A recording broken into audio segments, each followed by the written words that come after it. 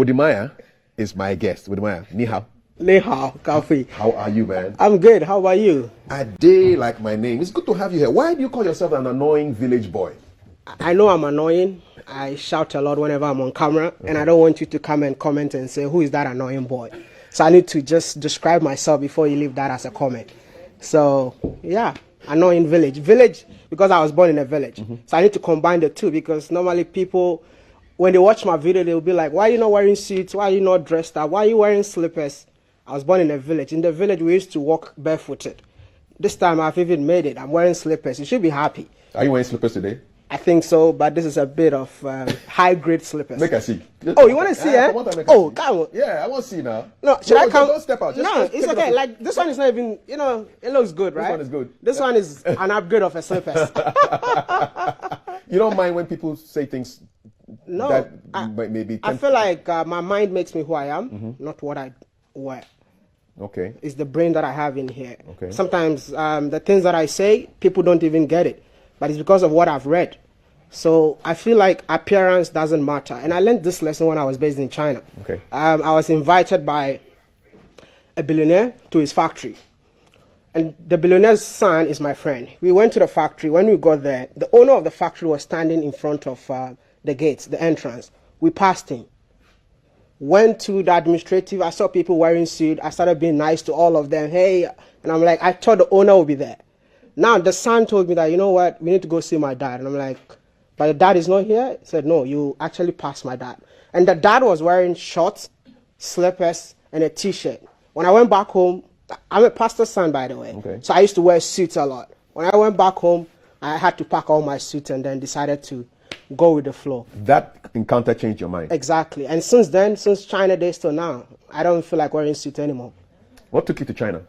I went to China to study. I did aeronautical engineering, so 4 years, started working for 2 years, and I decided to quit and come back home. What does that qualify you to do if you have a degree in aeronautical engineering? So more like you can specify to be somebody who would design airplanes, or you also gonna do maintenance of an aircraft, which it's a course that you need to add to your aeronautical engineering. So it's more like you specify. Okay. So for me, when I was in school, we specify on the wings of an aircraft. So okay, so you can design aircraft. Just bring your aircraft to me. I'll design it. Probably in future I might revive Ghana's aviation industry. So if I give you a piece of paper and a pen, right, you can draw something for me. I can do that for you. Okay.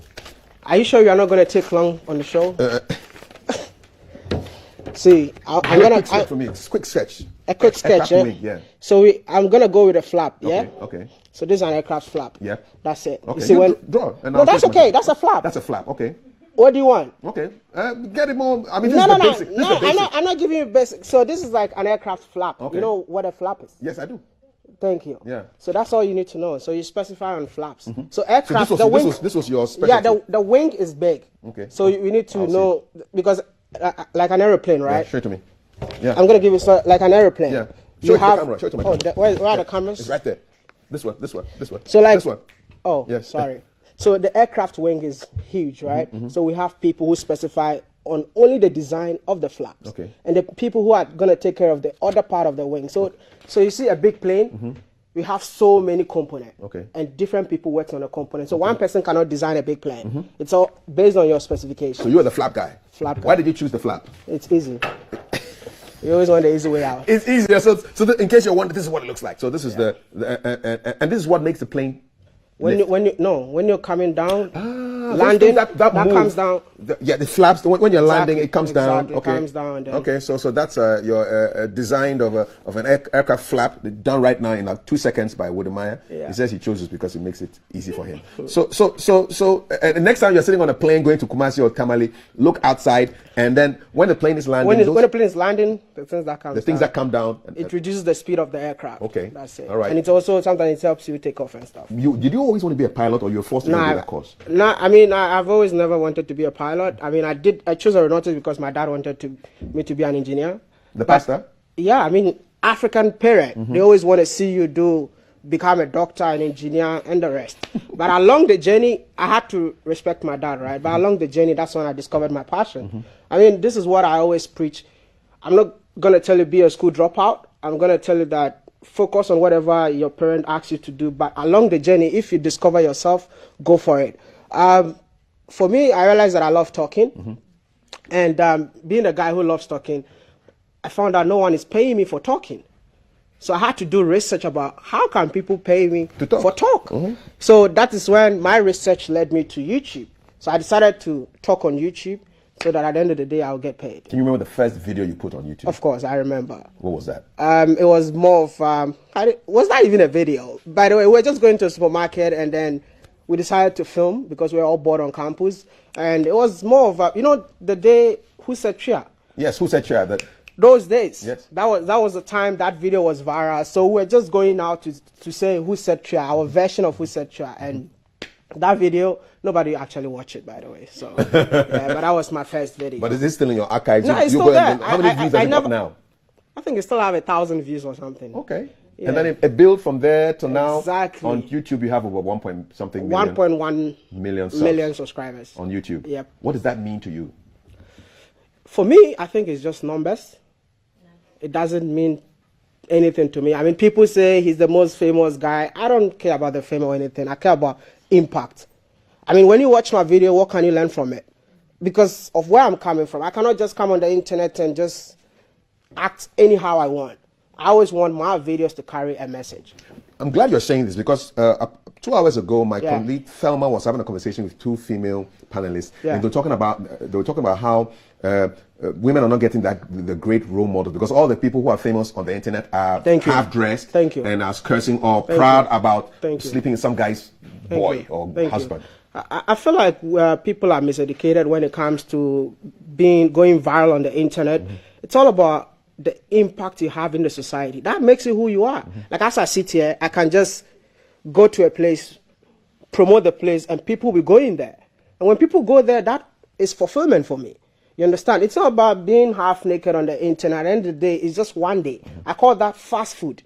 It's more like you become an internet sensation the same day, and at the end of the day, no one knows who you are. So you want impact? I want impact. I mean, people have created YouTube channels just because they watch my YouTube videos. Nice. That is the impact that we're looking for. One of your videos that impacted me was you sitting at the edge of a gutter. Thank you. Eating food. Yeah. I want to show that video to my people who haven't seen that video and just talk us through exactly what was happening there. So what were you eating? What were you eating, by the way? What was it? It was rice, but that was a spontaneous video. Okay. So I traveled to Rwanda, Kigali, and I realized that the country is so clean. The city was so clean. So I was just passing by and I met this guy who was cleaning the gutter. But to me, the gutter was not dirty. So I went close to him and I asked him, why are you cleaning the gutter? He said, it's my job to clean the gutter 5 times in a day. So okay. Let's check the video out. Thank you. Yes, let the video speak for itself. This is Wode Maya, Africa's most influential YouTuber, eating in the gutter. I do and who I am. So this video was really critical. This is actually my first viral video. First ever. I mean, I went to one country, was in Namibia. And because of this video, I was able to get things for free. Like what kind of free things did you Because this video was literally a model to so many African countries. People were like, oh, look how Rwanda is this clean. So a lot of people saw it, but they didn't know the man behind it. So when they meet me, I start talking about myself and they'll be like, oh, are you the guy who did that video? That's it. Be like, okay, come and do this for our country. That's all. So what's the mission? To change the narrative of about Africa. I mean, listen, I want to tell you this. I was based in China. And the reason why I left Ghana because I thought you can never make it in Africa. And when I went to China, the things that I was seeing, the things that I was hearing, people just looking down upon me because I'm coming from Africa, I felt like if Africa becomes stronger, if Africa becomes okay, we'll be respected out there. Was it in your face? Would they tell you directly? What was the kind of crazy thing those Come on, even sometimes you're going to look for a job, they'll tell you don't look like Obama, so I'm sorry, we're not going to give you the job. That's when they need a black person. But a black person should not be as dark as Wode Maya. You were too dark? Too dark for a job that the description is black people. So imagine the ones that they would say, no black people are allowed. I mean, you might be in a train and nobody want to sit beside you. You might be in an office and your own colleagues will be like, why are you here? So all the time you feel inferior when you living spoke the abroad. language, you understood what they're saying? Very fluent. I don't know, I wish a Chinese person is here, I would have switched the conversation right now. So I felt like I don't belong there. Where do I belong? That's Africa. So I took it upon myself to come to Africa, to come and tell the positive African stories. See, Africa is not perfect, but Africa is the place to be. People are just miseducated about Africa. See, when I was coming to Africa, I came here with $100. I'm just going to tell you this. I came here, it's not one of those stories, because these days I've seen that every story that detail out there, people are saying that you're making it up. Like I told you, I collected loan that I had to pay back. How much? That's like over $5,000. But that is what? Buying tickets. I didn't get even $1 out of that money. With all the 5 countries that I wanted to go in Africa, it was on a loan. My Chinese friend, I think he came to Ghana to see my mom. After everything went well, I invited him to Africa, and he was amazed when the beauty that he saw in here. So I came here, I came with $100, lived my life, met people who have made it, they mentored me, and this is where we are right now. So it's possible, it's just that you're not meeting the right people on the ground. It's possible, but you're not meeting the right people on the ground. You're not meeting the right people on the ground. So we have a lot of Chinese in Africa right now, wherever you go. Yeah. How do you feel about the Chinese presence in Africa? See, the Chinese presence in Africa, I would say that it's good for the continent, but there should be a mutual respect, which there is no mutual respect right now.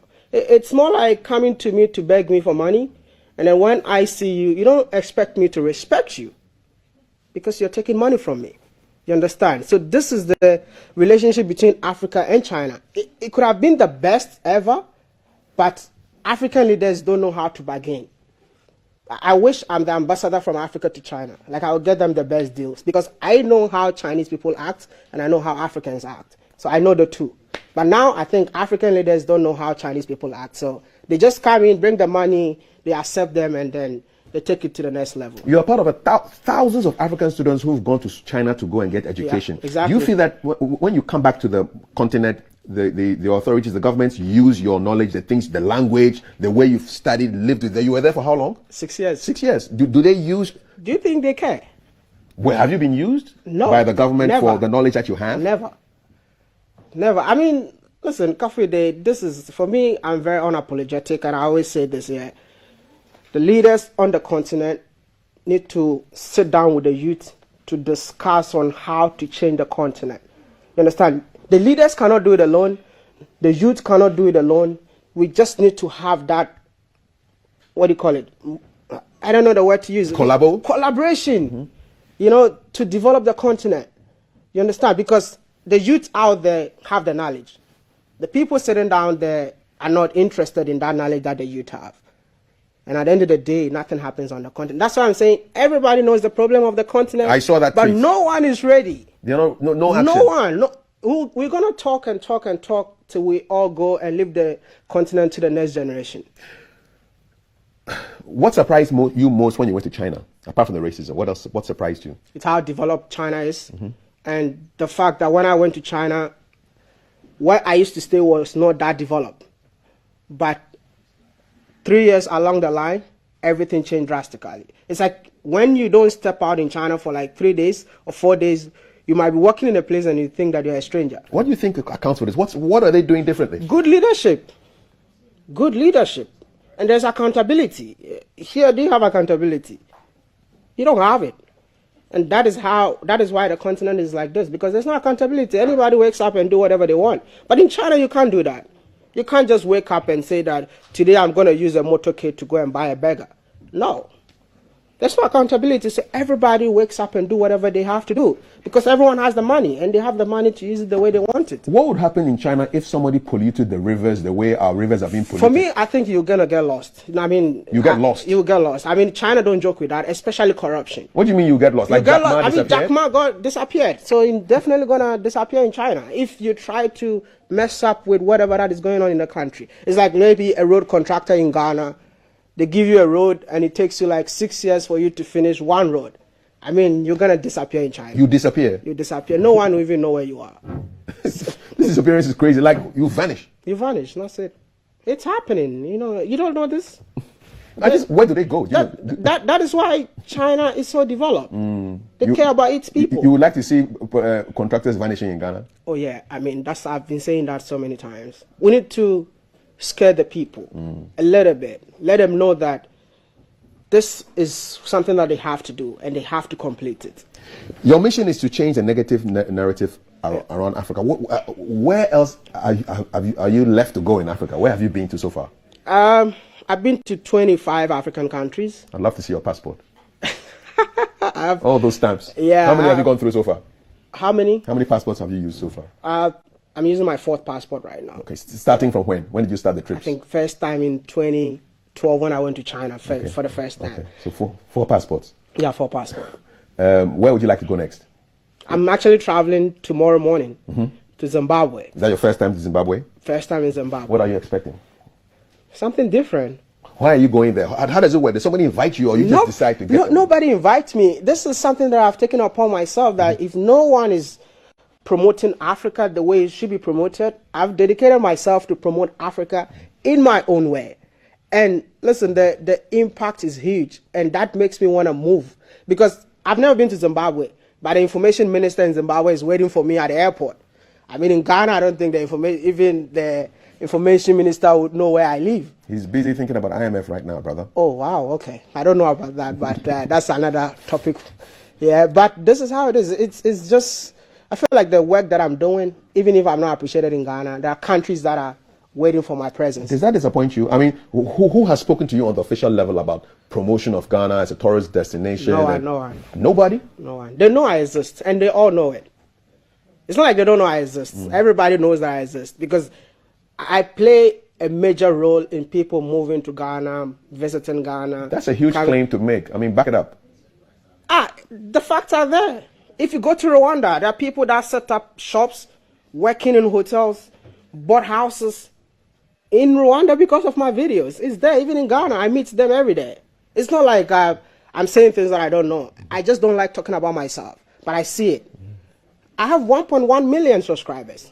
You know, I didn't want to talk about the numbers, but it seems you want me to talk about.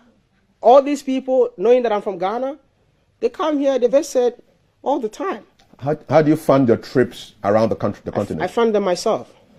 From your work you do on social media? The work that I do, yeah.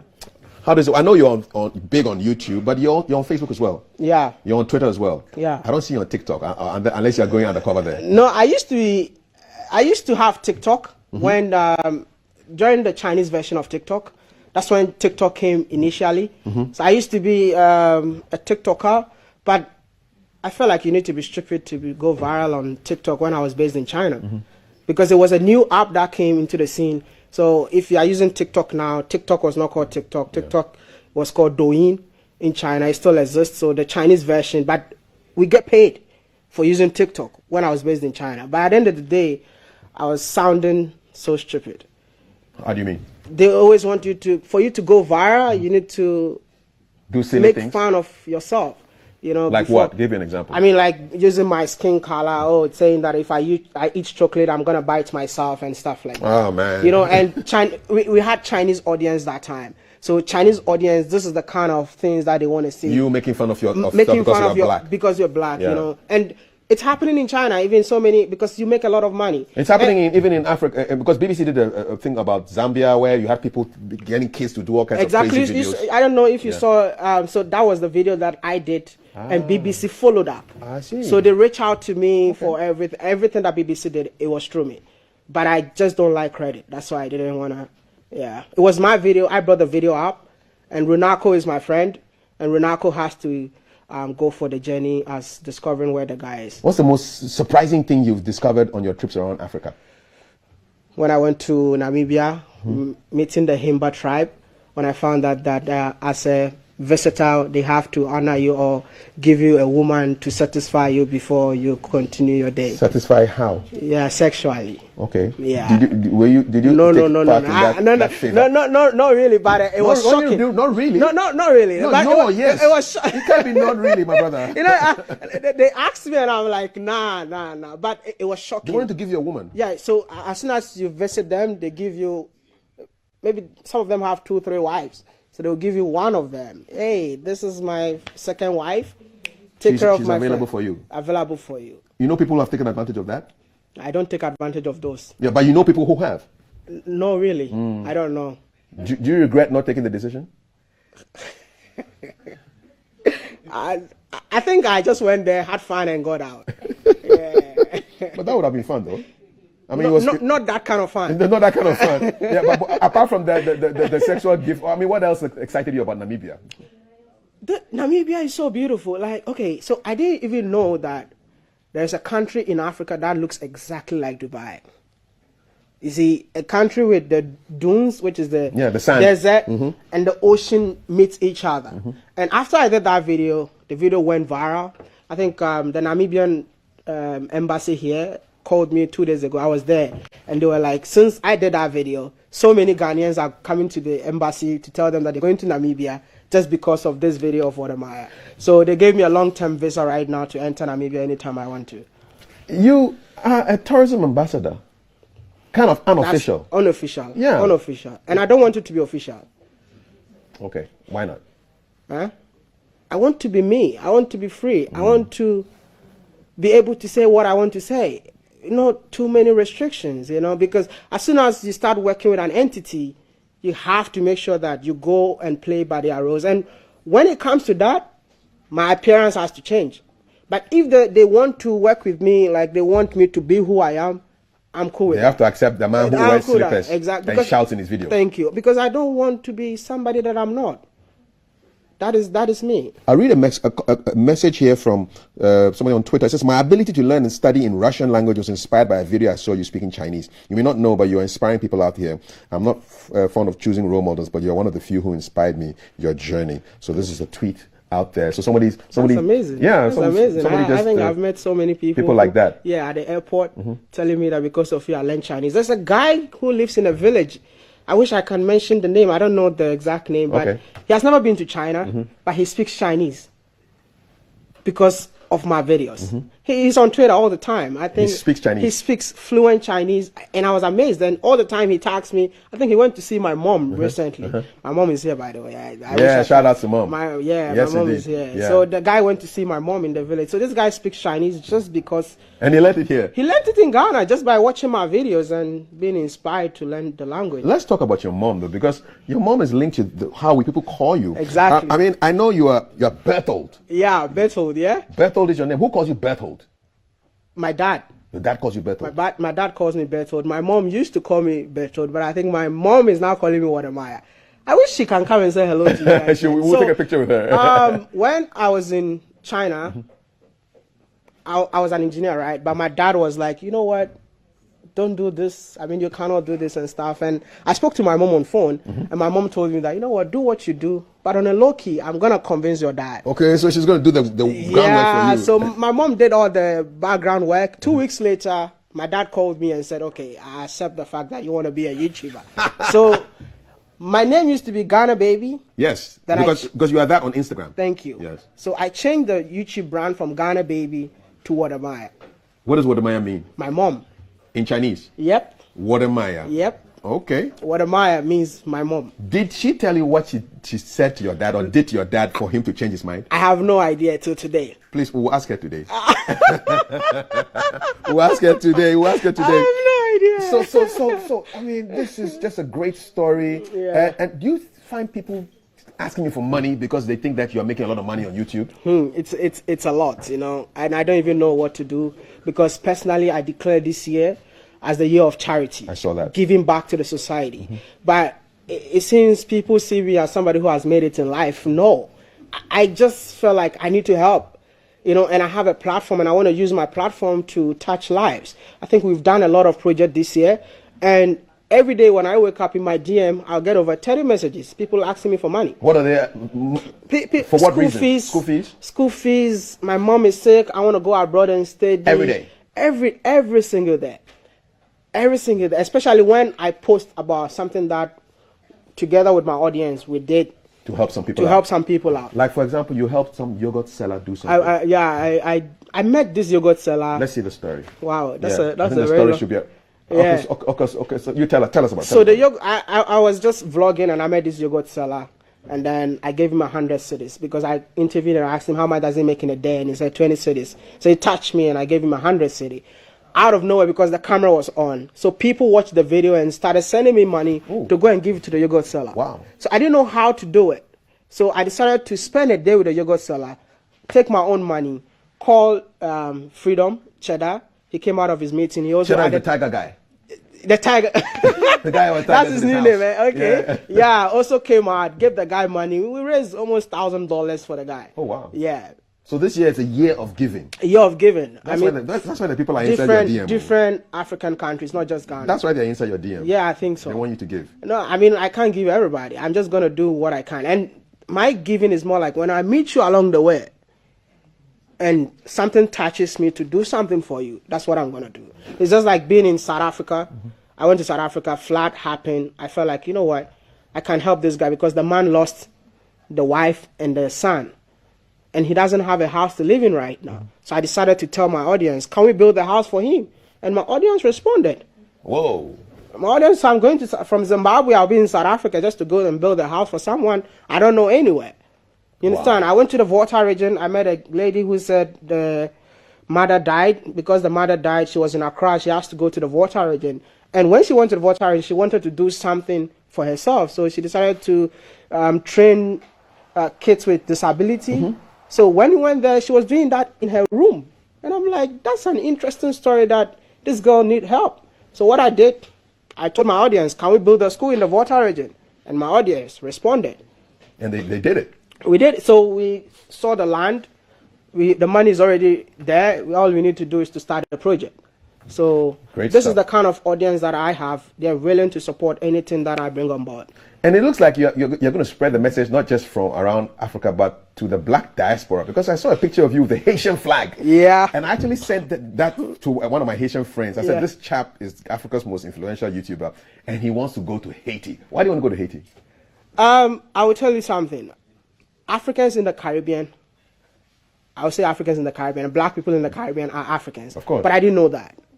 So along my journey, I discovered that. And when I started doing videos in Africa, most of them were like, oh my goodness, I never knew this is how beautiful Africa is. I'm coming to Africa. So some of them even came here.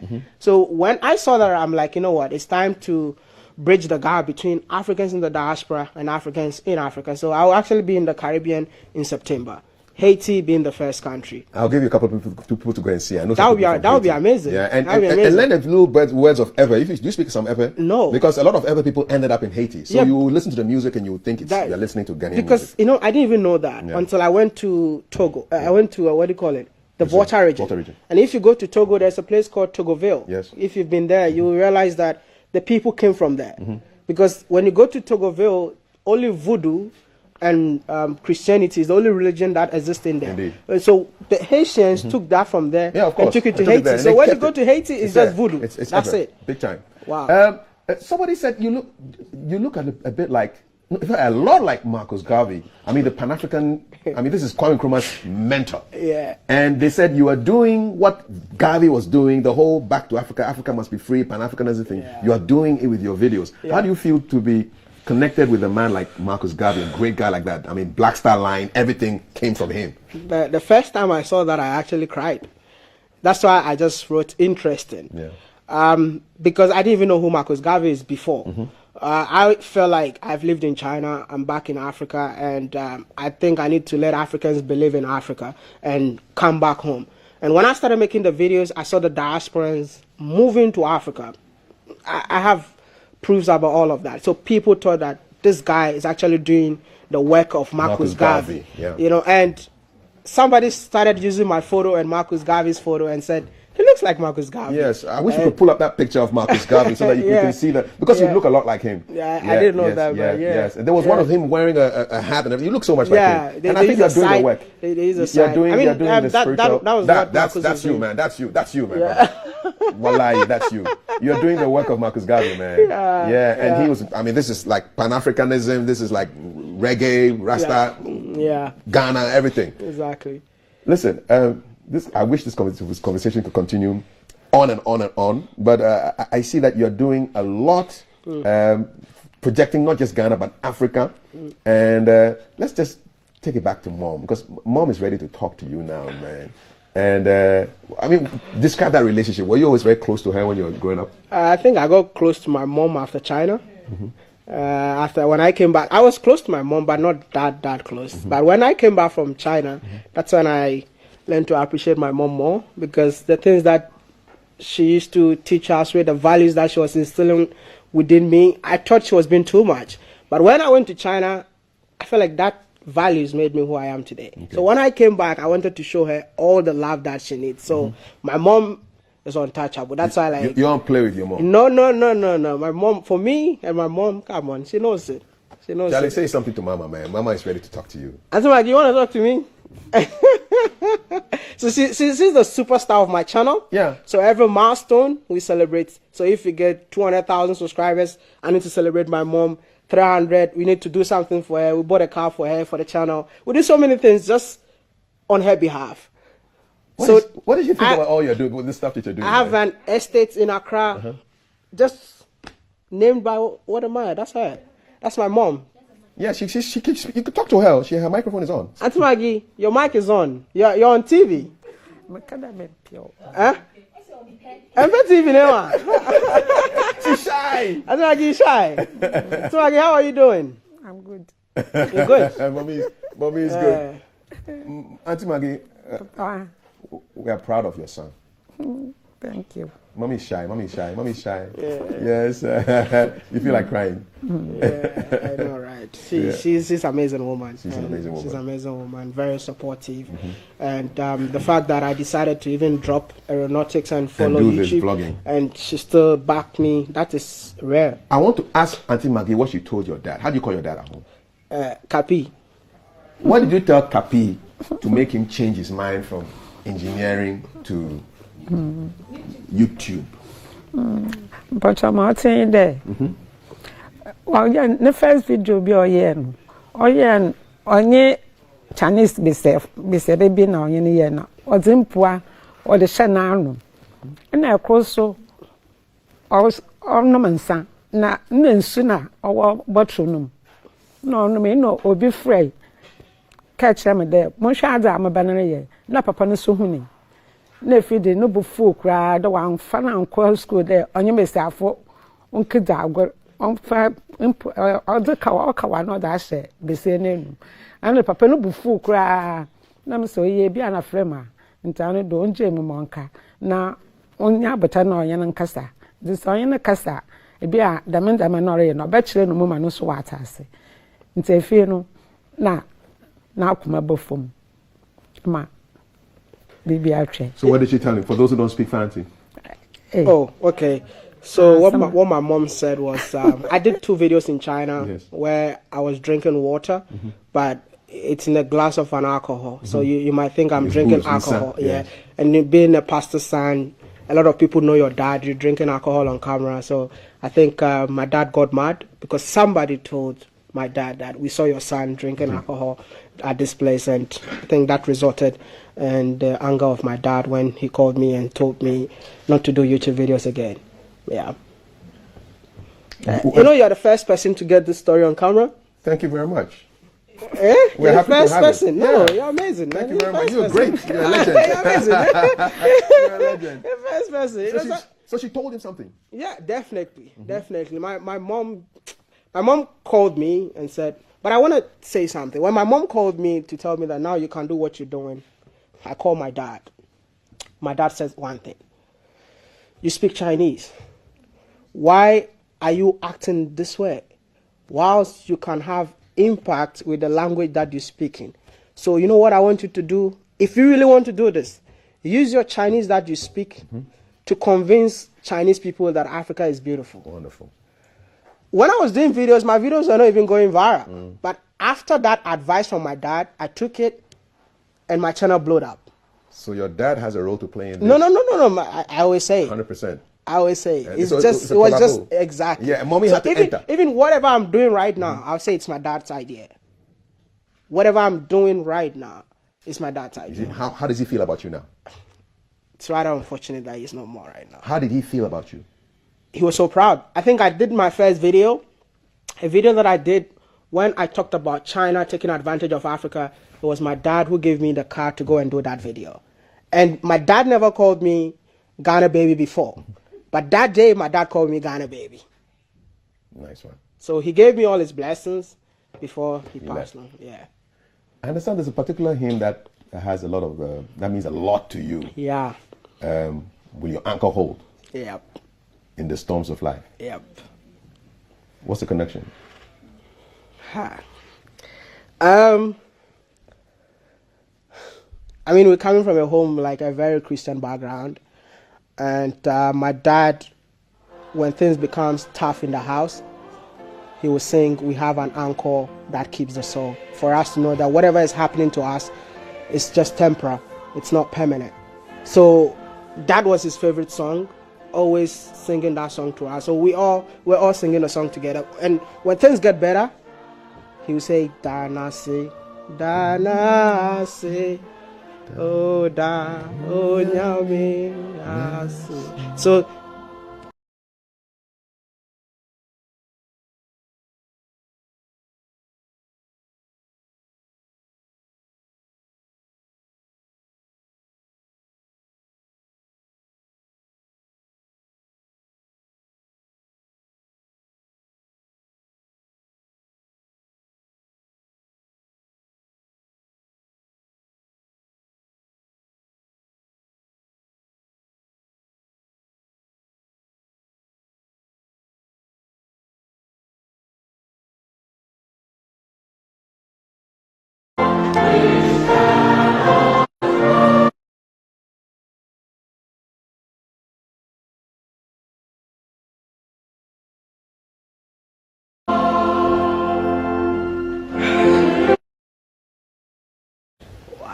okay.